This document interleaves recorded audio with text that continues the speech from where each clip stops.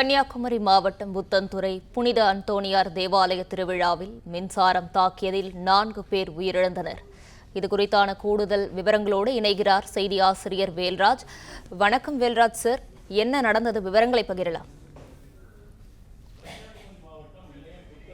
புனித அந்தோணியார் தேவாலய திருவிழா மின்சார வேலைகள், அதாவது சீரியல் பல்புகள் பொருத்தும் பணிகள் நடைபெற்று வந்தது. குறிப்பாக கிறிஸ்தவ தேவாலயங்களிலே திருவிழா காலங்களில் தேவாலயங்களை சுற்றிலும் சீரியல் பல்புகள் முழுவதுமாக பொருத்தப்படும். அது அலங்கார வேலைப்பாடுகளுடன் இருக்கும். அதை பொருத்துவதற்காக இரும்பு ஏணியை, லேடர் என்று சொல்லக்கூடிய இரும்பு ஏணியை பயன்படுத்தி அங்கே இந்த பணியில் ஈடுபடுத்தி கொண்டிருந்தனர். இந்த ஈடுபட்டு கொண்டிருக்கும் போது அந்த இரும்பு ஏணியின் மேல் பாகமானது மேலே சென்ற மின்சார கம்பியில் பட்டு இருக்கிறது. இதனைத் தொடர்ந்து அங்கே மின்சாரம் பாய்ந்து 4 பேர் அடுத்தடுத்து பலியாகி இருக்கிறார்கள்.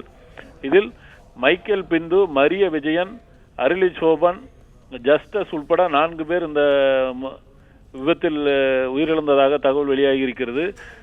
உடனடியாக அங்கே மின்சாரத்தை நிறுத்தி அவர்களை மீட்கும் பணிகளை அங்கே உள்ளூர் மக்கள் மேற்கொண்டு இருக்கின்றனர். அவர்களை மீட்டு உடனடியாக அந்த 4 பேரையும் அரசு மருத்துவமனைக்கு அனுப்பியிருக்கிறார்கள். ஆனால் அதற்குள்ளாக அவர்கள் 4 பேருமே சம்பவ இடத்திலே பலியாகிவிட்டதாக அங்கிருந்து வரக்கூடிய தகவல்கள் தெரிவிக்கிறது. குறிப்பாக இந்த ஏணி முழுவதுமே இரும்பிலான் ஆனது என்ற காரணத்தினால் அந்த மின்சாரம் உடனடியாக கீழே நின்றவர்கள் வரை அனைவரையும் தாக்கியிருக்கிறது. இந்த விபத்தில் 4 பேர் பலியாகி இருப்பதாக தற்போது தகவல் வெளியாகி இருக்கிறது.